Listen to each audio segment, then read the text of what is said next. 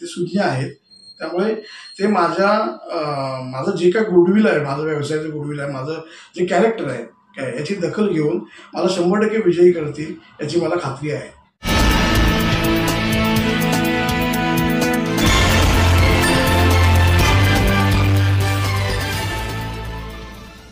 कांबळे साहेब, तुम्ही आता जयपूर नगरपालिकेच्या निवडणुकीमध्ये उमेदवारी तुमचा अर्ज दाखल झालेला आणि प्रचारालाही सुरुवात झालेली आहे. तुम्ही आता नेमके कोणते मुद्दे घेऊन लोकांसमोर जात आहे? नमस्कार, मी ॲडव्होकेट अजय सखाराम कांबळे. मी मागील सुमारे 22 वर्ष वकील व्यवसाय करतो आणि आता मी राष्ट्रवादी काँग्रेस शरद पवार साहेब यांच्या पक्षातर्फे तुतारी या चिन्हावर रमेशभाई कदम यांच्या मार्गदर्शनाखाली ही निवडणूक लढवित आहे आणि माझा वार्ड क्रमांक आहे 10 असा आहे. आता निवडणूक लढवण्याचं कारण म्हणजे आता अनेक वर्ष पक्षाचं आम्ही काम करतोय. तसंच वकील व्यवसाय करताना प्रत्येक नागरिकासोबत जे विविध क्षेत्रातल्या नागरिकांसोबत त्यांची जी काय विविध अडचणी आहेत काय त्या मला माहिती आहेत. कोर्टामध्ये काम करत असताना माझं काम काय आहे की बाबा माझ्याकडे आलेले प्रॉब्लेम्स घेऊन आलेल्या लोकांचा न्याय हक्कासाठी भांडणं, त्यांच्याकरता त्यांना न्याय मिळवून देणं, बरोबर आहे, हे काम मी आत्तापर्यंत मी करत आलेलो आहे. याच प्रकारे माझ्या वार्डामध्ये काय अडचणी आहेत तर मी 10 वर्षाचा असताना ह्या प्रभागामध्ये आमच्या 1984 पासून मी राहतो आहे. त्यामुळे तिथल्या काय अडचणी आहेत काय नाही आहेत या सगळं मला माहिती आहे आणि विविध आतापर्यंत तिथे लोकांनी निवडून दिलेली उमेदवार झाले, बरोबर आहे, परंतु परिस्थिती तुम्ही बघितली वार्डाची तर ती जैसे थे आहे, बरोबर. आता तर मग आपण या क्षेत्रामध्ये काय यावं तर आपल्याला या गोष्टींचा लोकांचे प्रॉब्लेम सोडवण्याचा अनुभव सुद्धा आहे, प्रॉब्लेमची जाण सुद्धा आहे आपल्याला, बरोबर. आणि ही जी काय म्हणजे मागच्या मंडळींनी म्हणजे मला कोणाला नावं ठेवायची नाही आहेत, पण संधी दिलेली असताना सुद्धा त्यांनी त्या संधी देऊन सुद्धा लोकांची कामं केलेली नाहीत किंवा वार्डातली कामं केलेली नाहीत. म्हणजे त्यामध्ये महत्त्वाचे प्रश्न म्हणजे कसं आहे की बाबा ही तुंबलेली गटार, ती गटार लाईन व्यवस्थित नाही. आता आमच्या इथे नारायण तलावचं असं भव्य देखणं एक तिथे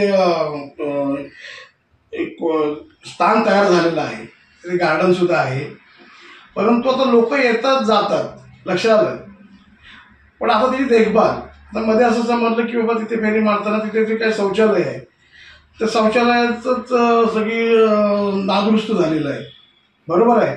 मग हे सगळं केल्यानंतर त्याचा पाठपुरावा कोण करणार, ते करायला पाहिजे ना, बरोबर आहे. आता समजा हे तिथे कोणी उमेदवार नसतील तर प्रशासनाने या गोष्टीकडे लक्ष द्यायला पाहिजे आणि कमीत कमी तक्रारी दाखल केल्यानंतर, बरोबर आहे, तो एक मुद्दा आहे. त्यानंतर साहेब दुसरा एक आमच्या एरियामध्ये मुद्दा आहे, तो आमच्या घरापासून टीपी स्कीमचा सगळी प्लॉट आहेत टीपी स्कीमची. तर ते टीपी स्कीम साहेब तुम्हाला सांगतो 1984ला ज्यावेळी आम्ही घर घेतलं त्यापूर्वीचे ते सगळं प्रकरण आहे, बरोबर आहे. आता आम्हाला नवीन घर बांधायचं आहे, त्यावेळी आमचं घर वाढलं आणि त्यानंतर प्रोसिजर आमची कागदपत्रांची सुरू झाली. त्यावेळी असं लक्षात आलं की ह्या टीपी स्कीममध्ये एकाही प्लॉट धारकाने जेवढे प्लॉट पडले त्यावेळी ताबा पावतीच घेतलेली नाही आहे 1984मध्ये, तर ती घेतली. त्यानंतर मी ज्यावेळी टीपी स्कीम ऑफिसला गेलो तर तो जो मूळ घटना टीपी स्कीमचा नंबर आहे तो जो नंबर आहे तो समजा मालक एक्स आहे, त्यानंतर मी परचेसर वाय आहे, बरोबर आहे, किंवा ABCDEFG असतील तर त्यांचं नाव त्याला लागायला पाहिजे होतं, पण त्या मूळ प्रॉपर्टी कार्डला नावच लागलेलं नाही आहे. त्यामुळे परत एवढी वर्ष मागे जाऊन ते रेकॉर्ड दुरुस्त करण्याची वेळ आली आणि ते काम साहेब मी करतोय, पण हे आमच्या एरियातल्या कोणत्याही माणसाला माहिती नाही आहे काय. म्हणजे जसं मी म्हटलो की बाबा समाजात काम करताना कोरोना असू दे, तुमचं पाणी भरण्याचा विषय असू 2021चा, अनेक लोकांना अन्नदान केलेलं आहे, आर्थिक मदत केलेली आहे, पण मी कधी माझं नाव कधी पुढे आणलेलं नाही किंवा आणू दिलेलं नाही.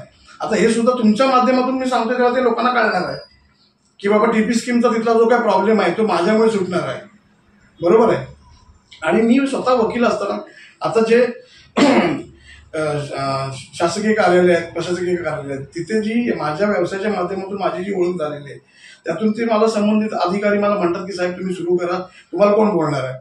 पण मी काय स्वतः कायद्याच्या प्रवाहामध्ये असल्यामुळे मी तसं काम करणार नाही. जोपर्यंत मला योग्य ती परवानगी मिळत नाही, सगळ्या कागदांची पूर्तता होत नाही, त्यानंतर मी हे सगळं करेन. आता दुसरा विषय साहेब की बाबा निवडणूक का लढवतोय. आता मी 22 वर्ष माझी सेंट्रल प्रॅक्टिस आहे, बरोबर आहे. मी काय पैसे कमवायला चाललेलो नाही आहे, बरोबर. परंतु मला काहीतरी समाजासाठी चांगलं करता येईल, ज्या काय अडचणी मला माहिती आहेत आणि ज्या पूर्वीच्या लोकांनी सोडवलेलं नाही आहेत, तर ते मला करता येईल काय याची मला खात्री आहे, बरोबर. पण आता असे कोणते प्रमुख समस्या म्हणा किंवा एखाद्या विकासाचं काम होणं तुम्हाला गरजेचं वाटतं वार्डात. वार्डामध्ये साहेब आता नारायण तलाव किंवा ते गार्डनचं काम सुरू झालेलं आहे.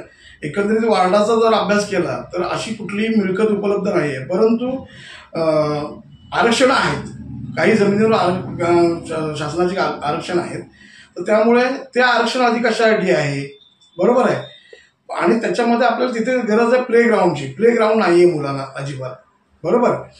तर ते जे आरक्षण आहे ते समजा असेल प्लेग्राऊंडचं तर त्यासाठीच वापरलं जावं, त्यासाठी मी प्रस्ताव सादर करेन, त्यासाठी भरपूर प्रयत्न करेन. आणि नसेल तर तो एक्सचेंज करून कसं त्याच्यामध्ये त्याला कन्वर्ट करता येईल ते मी करेन. म्हणजे आरोग्य म्हणा, शैक्षणिक म्हणा, बरोबर. आणि नोकरीचा कोणाचा प्रॉब्लेम असेल, बरोबर.